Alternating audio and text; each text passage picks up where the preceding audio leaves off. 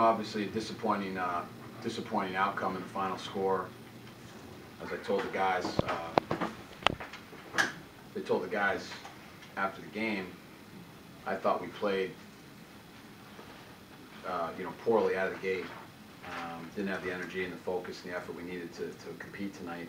But then we found a way to battle all the way back. We found a way to battle all the way back, and we get a 1-point lead with how much time left, Jared? Just under 8. Okay, just under 8. We get a 1-point lead, find a way to battle all the way back, and then, miss a couple opportunities to take a lead and get ahead, and a couple easy shots, and then the wheels kind of come off. And that's kind of been the story for us all year. 6-7 minutes left in the game. We've been in every game or ahead, and we just can't seem to finish. So,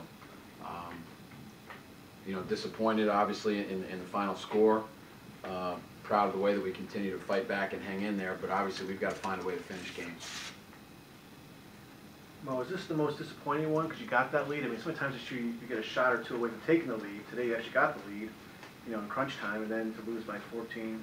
Is this the most disappointing loss of the year? Yeah, it might be, Jerry. I mean, again, it was a game where, it was tough to start. We didn't play well. We didn't have great energy. Tough, midweek game after a long week on the road. And but again, we came all the way back and got the lead. And we just, and again, they hit a couple tough shots there when the shot clock was going down and made a couple tough plays. And, we had some opportunities, at the foul line. We had some opportunities around the basket, and then the ball just didn't go in.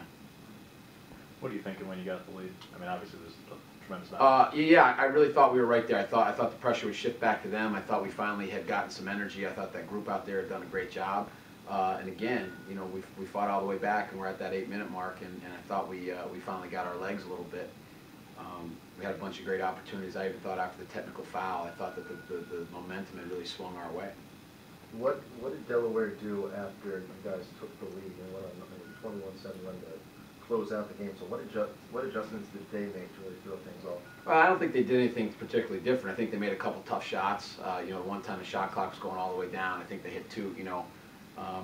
The point guard hit a couple tough shots in the lane that he hadn't really shown that he could hit all year, and they made a couple tough shots, and we came down and missed it. We had a couple balls. Nat had a 3 go in and out. Mike had a driving layup go in and out, missed a couple free throws, and all of a sudden, the lead was insurmountable. Coach, how difficult was it to deal with Higgins down low tonight? He's tough. I mean, we doubled him a few times pretty well, and he kicked out, and we forced the guy to shoot the ball we wanted to, and he made some shots tonight. That's part of gambling and playing against a real powerful big guy in the front court. You're able to contain Sadler to 4 points and over from the field, but still have a tough time with the big guys. What was obviously the game plan? I'm assuming is to try and contain him, and you managed to do that. But what did it say that you can do that, but they're still able to overcome that? I think that's the frustrating thing. I think as a coach, our defensive game plan going into every game has been terrific. Whether it's Ryan Pearson or it's somebody from Drexel, it's Sadler. I mean, we continue to take some of their best players out of the game. We just don't seem to have enough, haven't been able to find a way to overcome some of the other players. And obviously, the big kid's a very tough guard. Well, where do you go from here? Obviously, the dates on the calendar are dwindling, and you guys can't seem to get over that out of that rut of close but not close enough. What do you do in the last couple of weeks here and going to the tournament? Jerry, we gotta keep. Again, we gotta try to learn a few things from this. Try to go back and watch his last 8 minutes and find some things that maybe we can do better. Obviously, we're in a limited bench right now. Playing Matt Grogan, Dave Imes is out for certainly the rest of the remainder of the regular season. So we're lacking some depth, and we're trying to throw some different guys in there. So we have to regroup, and we have to come back and take a day off here and come back and on Thursday night and Friday and practice and get ready for a good Siena team coming in here and have another opportunity. We're 1 win away from getting a little confidence and then trying to string a couple wins together. Mike, when you hit that free to take the lead, what's kind of going through your mind when you have the open look and you end up hitting it? I seen Stevie down there. He had the ball. I just was hoping he found me, and he found me. So I was, I had confidence in the shot, even though they were falling for me a lot today. But he found me and it went down. I felt the momentum had shifted at the time. But like you said, we weren't able to close it out.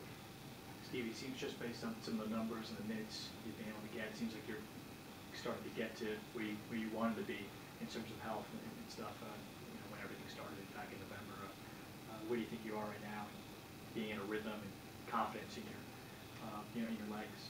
Well, I feel perfectly fine now. Just past couple, like a week or so, I've been perfectly fine. Like I feel 100%. Just right now, my conditioning needs to get back, and just, I'm just trying to be a leader out there somehow. Since I haven't been playing, but we're right there, just like Coach said, one win away, just for feeling good about ourselves and then stringing some more games. Like when you start off slow, does that throw you off early on? I know that the coach mentioned about the team getting off to a slow start. You were part of that, obviously, but then you got into a rhythm and tied the game at 28 with 3 straight baskets. So when you're going through that rut the first 10, 12 minutes, what's kind of going through your mind there? Well, I play a lot of basketball, so sometimes you start off sluggish. You just hope that it has an effect on you, but you try to just shrug it off and bounce back, which we did. And we were right in there in the second half, took the lead. So we just have to find some answers. Mo, how pleased are you with Stephen Oconee? It looks like he pulled him pretty quickly in the first half. Then he had a sequence where he kind of outdid Higgins for a couple rebounds and kind of sparked that little run you guys had to tie the game. How pleased are you with him kind of responding to you and helping the guys out get back into the game? Yeah, I think Steven and I think Musa, continue to do some good things. Musa gave us some great energy off the bench. 8 rebounds tonight, 4 points. He missed a couple blocks, but missed a couple easy shots early. Again, our margin for error is just very small. We're continuing to do some really good things, but we can't. We haven't been able to at crunch time to be mentally tough enough to make those 1 or 2 stops or 1 or 2 plays or 1 extra basket or 1 extra pass to take that lead from 1 to 3. Maybe make them get a timeout and then get 1 extra basket, and all of a sudden we're back where we need to be. And really, all this past week, these last 10 days, we've been in every game with 6-7 minutes to go, we get a little fatigued physically, and then obviously mentally, mentally fatigued as well. Any other questions?